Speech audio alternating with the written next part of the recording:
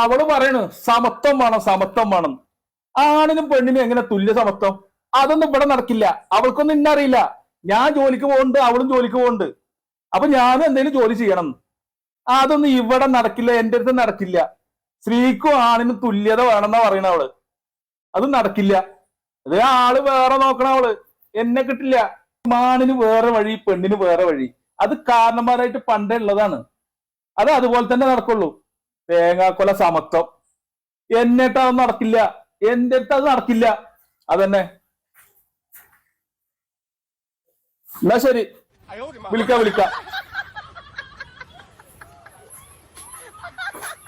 എടീ, പാത്രങ്ങളൊക്കെ കഴുകി കഴിഞ്ഞു.